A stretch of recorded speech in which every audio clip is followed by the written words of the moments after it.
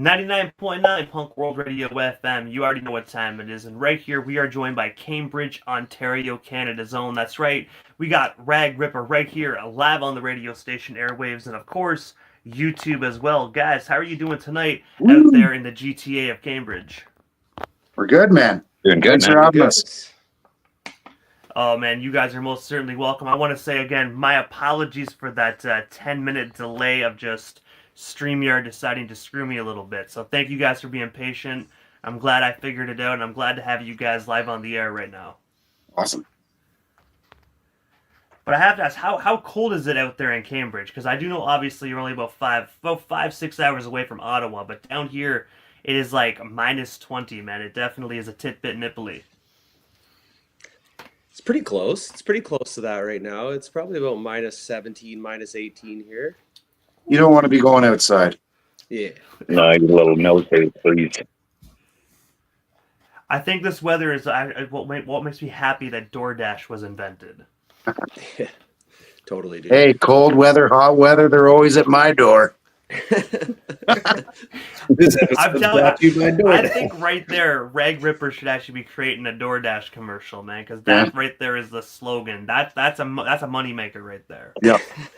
Well, I used to say that I much prefer ordering during the cover of darkness, because in the summertime, your neighbors see you ordering food at 8 or 9 o'clock at night. They know what kind of piece of shit you are. Yeah. Pardon my language. We're completely uncensored, man, so you can definitely swear away. But also, I do know you guys are busy individuals, so of course I'm not going to take away from your night too long, but I got to take you back to the beginning of this phenomenal band and ask, how did you four actually come together to form Rag Ripper? What's the origin story behind this killer band? Who wants to tackle that one? Definitely not me. Yeah, I think that's maybe something John or Chad can kind of touch. They started the projects. So Johnny and me started doing some drum and bass stuff years back and wrote a couple tunes, and we were trying to recruit guitar players along the way. We actually did reach out to Chuck at one point, but he was a busy guy with things to do.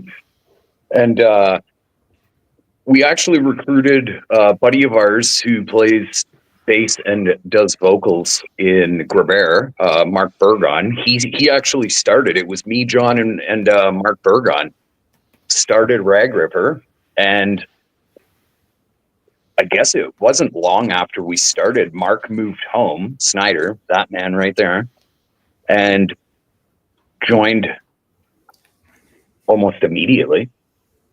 There should be an asterisk beside all of this that myself, Mark, Snyder, and Chad have played in bands since we were teenagers as well. So the platform was already there. Yeah. Yeah, Mark heard that we were doing something cool, and he wanted to get right into it.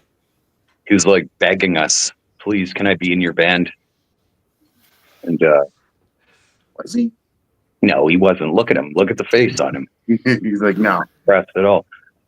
No, we begged him to join. So it was we started a 3-piece. We had 2 Marks, and then we were down a Mark, and we recruited Chuck. And it's been pretty awesome ever since. Well, at least the confusion actually kind of went away when you went down 1 Mark, because having 2 Marks in one band is just no. I mean, I can only imagine the confusion. You both say, "Hey, Mark, grab the bass," or "Hey, Mark, can you grab this?" And it's wait, they both jump up. We couldn't even say tall Mark or short Mark because they're both monstrously tall, and so it was 2 tall Marks. What, one with a K? Yeah, and one with a C. So you'd have to say Mark C or Mark K. That didn't work, but we didn't do that either. No. All I gotta say is, no, nothing on the other Mark, but I have to say, it probably is a lot easier that one of them is now gone. It looks like the K prevailed over the C. You made it sound like we killed him. It's easier now that he's gone. We dealt with that. Hey, when we did our farewell video to him, people thought that he had passed away because it was just a sad, sad moment. Yeah, there was the Sarah McLachlan song, I think. Yeah, it was sad. Yeah. People were like, "Is he really gone?" We're like, "No, like not dead. He's He just left the band. Yeah, Pretty His much. choice, by the way. But we still love him. oh yeah, And also, guys, March 29th of 2024, you actually released an amazing 6-track self-titled EP. I was wondering if you can actually tell us a bit more about this particular record, and of course, where can we actually snag ourselves a copy of it today if we don't already have one? So this EP was kind of written over the course of, I don't know, maybe a year and change. Some of these songs were already written before I joined the band. Chad and John kind of had some rough demos cut just before 2020, 2018, 2019 region. So it's kind of like a fusion of some of those songs and then some of the other ones that we all wrote together. So yeah, I mean, it was kind of just our getting our feet on the ground, trying to see who we are as a band, and we're very, very happy with the songs. Chuck actually joined shortly before we went to the studio, so he didn't have a whole lot of time to write and record his parts. But obviously he pulled it off, and we couldn't be happier with it. Yeah, it just kind of came together. It was a good little thing. We demoed a few songs before that, but this is basically who we are as a band to get started. And if you would like a copy of that album, I'm pretty sure you can purchase them. Well, you should come to a show, obviously. If you can make it out to a show, that'd be great. Get yourself a copy. You can download it digitally, and you can also purchase a. There you go. You can purchase a CD. Can you get it on Bandcamp? Can you buy an album on Bandcamp, like the physical album? Yeah, you can download it. You can purchase an album, and we'll ship one out off Bandcamp. Perfect. So yeah, sorry, long-winded, but yes, that is where the album is available for purchase, and we're happy with it. We're still happy with it, even after a year. It's a good piece for us. Here. And I gotta say, one of my favorite tracks off that record is actually one of your guys' singles, Hungry Hungry Hypocrite, but also I'm Not an Alien, as well as another phenomenal track. Thanks, man. Those are some of our favorites too. So. And also, before moving on, Chuck, I gotta say, I loved your presidential background there. Thank you. Very important, Dave. Bring it back. Bring it back. We need a real punk rocker in office, man. We need one that'll actually really fight the system. Yep. Me, man. well, that's Chuck, all right. But also, you guys are also currently signed to Pink Lemonade Records. I was wondering, how did you guys actually get discovered by Cambridge, Ontario's finest? And of course, what is it like just working alongside that particular label? Well, it's no secret. We've known those guys for a long time, especially Scott Rebello. We went to high school with him and have grown up alongside him and some of his bands, and met Zach Schaefer. He'd been throwing shows years ago in Cambridge when Chad and Mark and I were at the time we were a band. We were going by Yell the Burden. We were more of a weird sort of metal kind of, but not metal anyways. So Zach Schaefer was throwing shows way back then in at places like 69 Pickups in Preston. And so it was just kind of like a natural progression, I guess. There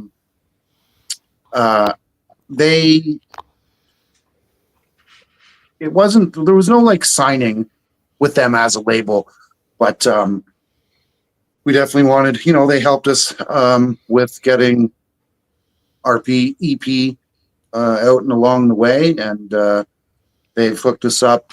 Pink Lemonade Records has hooked us up with all kinds of cool events and shows, and they're just. And I should mention Cody as well.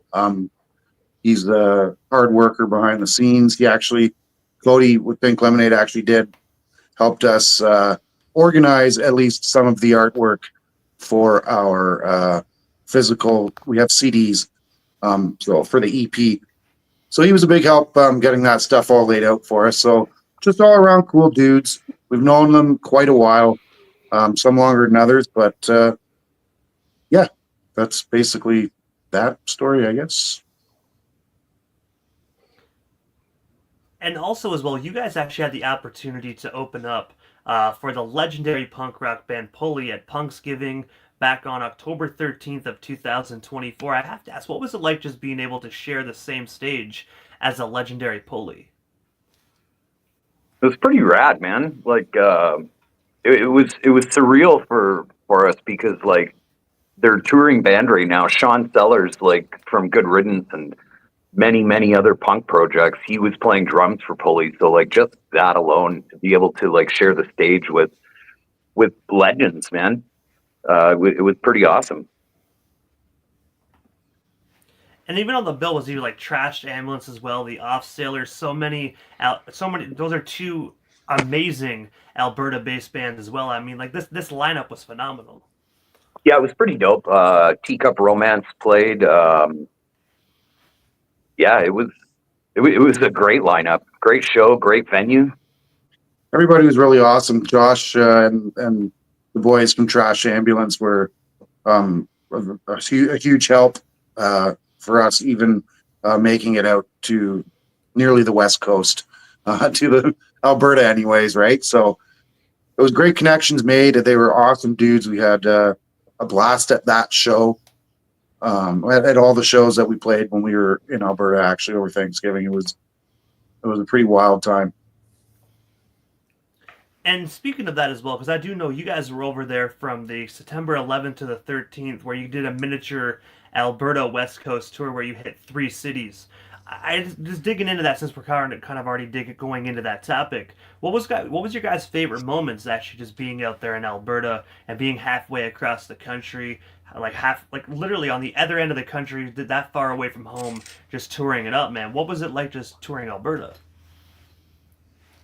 Chuck? Want me to handle it? It was good. Like, listen, we're all, older at this stage and playing in bands, and to be able to do that and go out over a long weekend and kind of be boys again in a sense was super fun. It's been a while since I've done that. I know it's been a while since these guys have done that in their previous projects as well. So it was a lot of fun. Like it would have been fun doing it in front of 15 or 20 people at random venues, and instead we got to not only do that and relive those moments, spend more time together, but then we played a fantastic show with Pulley. So it's really unique. I think it was the first time all of us, with the exception of John, like flew anywhere for a gig, which was really really convenient. He only says that because I drove.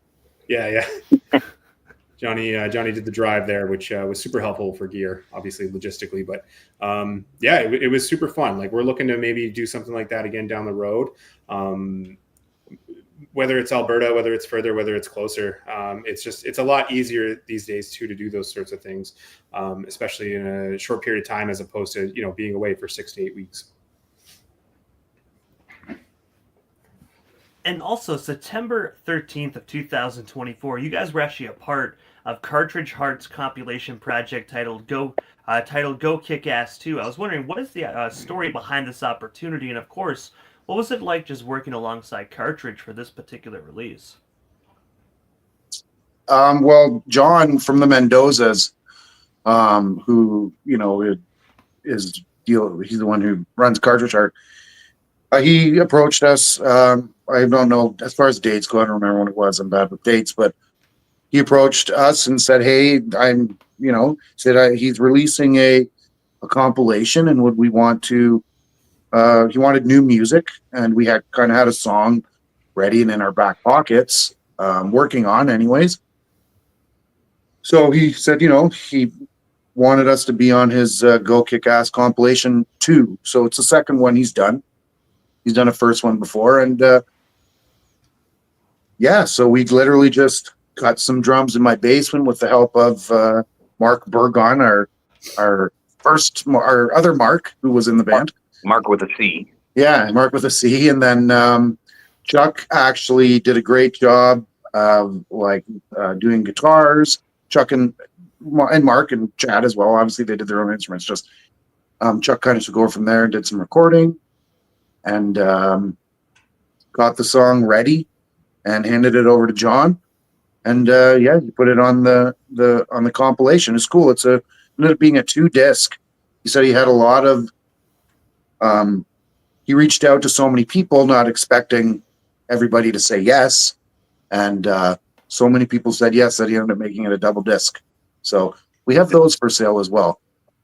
Pretty cool collection of music too. Yeah, there's a great selection of bands and all kind of obviously within the punk realm, but it's like this, right? Like different styles of punk and yeah. But John's great. He's a super nice dude as well, and has always reaches out once in a while, asking if we want to play a show with the Mendozas or whatever. Right? He's just an all around rad dude who just likes to help the punk rock community and have a good time as well. And if I'm not mistaken as well, I also read that the song that you guys submitted for the compilation, Running Backwards, was actually written specifically for this compilation project. If you don't mind me asking, what actually made you guys decide to create a whole fresh track for this and not submit one of your guys' previously already released songs? It was a prerequisite of John. It had to be something that was unreleased, so we were kind of forced to do it. If we wanted to be on it, we had to record a new song, so kind of pushed us a little bit, and it all worked out good. Good tune. I could definitely agree. It definitely is a killer tune. But I also know that for Running Backwards, not only did you guys make this just for the compilation, but you guys also did kind of like a music video / kind of like in tattoo studio performance, guitar playthrough of this song actually at a local Cam Jones Tattoos. I was wondering if you can actually just tell us a bit more about just popping up, setting up everything that is playing in this tattoo parlor. Want me to take that? So yeah, we've been meaning to do a guitar playthrough video for a while. Like obviously, listening to our tunes, we're pretty guitar driven. So to be able to take those moments and kind of dork out with guitars a bit is always fun. So we've taken a bit of a moment here to write some new tracks, but we also want to make sure that we're pushing stuff out as well to stay, relevant and interesting to people and let them know what we're working on. So Mark and I took some extra time, connected with a good friend, Dave Levitt, to shoot this video for us. And I ended up connecting with some local tattoo artists in town here in Fergus, just north of Guelph, and they let us use their fantastic shop there. So shout out to Tower Street Tattoos. And we were able to shoot a track or two there, which has been super fun. And one of the ones being Running Backwards. I think we're gonna talk about maybe releasing another one soon. So. And speaking of releasing another one soon, I have to ask, guys, because obviously I know your EP was released last year in 2024. Will there be a brand new Rag Ripper album or EP coming up this year in 2025, or are singles currently on your guys' mind right now? Chances are high, very high. We're actually working on a bunch of stuff right now, and it's going quite well. We're very happy with the direction it's going. So yeah, I'd say it's safe to say that you'll hear some new music this year. And I gotta say, as a Rag Ripper fan, I have to say, super excited and definitely looking forward to what's on the horizon for you guys in 2025. Cool, man. Killer. Thanks, man. But I have to ask, aside from like everything we spoke about, is there anything we happen to miss during this evening's interview? Anything else you guys still want to touch on, talk about, or promote? Well, we still got you here live on 99.9 FM tonight. I don't know. I mean, we're kind of like in a weird, like semi-dormant state right now with the writing. So like, I mean, we don't have like a ton of like new news to share. But we are busy. Like we're busy behind the scenes. We have some things we want to do this year. But as of right this moment, we are definitely deep into the writing. So I guess we'll see what happens here. There's lots of days left in the year, and we have lots of ideas and things we'd like to do. So we're gonna try and tackle some of that and see what happens. So, but yeah, not a ton new news to share or anything like that on our end. I don't think, at least. What do you guys think? I mean, the only thing that Chuck actually had kind of alluded to it there was that there might be another guitar playthrough for a song coming out in the near future, the not so distant future. So that will be something to share, something that we can share with our friends and whoever's willing to watch and listen. We're gonna do it right fucking now. Grab your guitar, buddy. But I gotta say, first and foremost, guys, before we actually part ways, obviously I know how to follow you guys on social media, but for the individuals that might just be discovering Rag Ripper right here, right now on YouTube, or even the radio station airwaves, how do we go about following you guys? That way we can stay updated on everything that is yet to come for you guys. Your very standard ways, right? Instagram, Facebook. Our music is streaming on, what do they say? All major platforms, even Deezer. Spotify, Apple Music, Bandcamp is a good way. You know what? A lot of people still use Bandcamp. I'm kind of surprised that it's lasted as long as it has in a sense, but we've got merch for sale on Bandcamp. There's no fancy name to it. It's just, Rag Ripper. You just search Rag Ripper. And I think on Instagram, it's Rag Ripper Band. But yeah, we're there. We're not on TikTok, but apparently that doesn't matter anymore because nobody's on TikTok. I don't know. Is that a thing? We're not on it anyway, so. I've honestly, I have an account, but I went on it maybe once or twice, and I just laugh at everybody on the live because people that do really weird lives, I laugh at them, and then I go, okay, before I actually turn stupid like these people, I'm gonna jump off. Well, we'll be stupid on other platforms, so that's all right.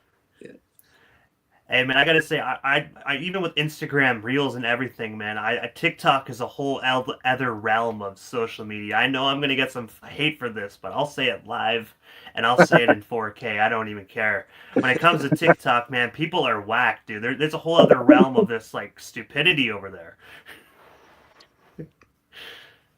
Yeah, I believe you. Eating Tide Pods and stuff on that, or. Yeah, I saw one person the other night just staring into the screen. This guy had literally 500 viewers live because I was just scrolling through it, just to laugh at people. And this guy is just totally bugged out of his skull, just staring like this. That's it. He wasn't doing nothing. So I thought, that's my. I thought it was Frozen Boys.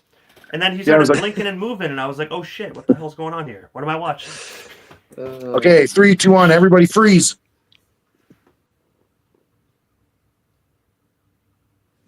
I can't do that. Too much. But either way, guys, I gotta say first and foremost, we totally just pulled an old school 5-second pose, WWF style. But I gotta say first and foremost, guys, thank you so much for a bit of your time here tonight.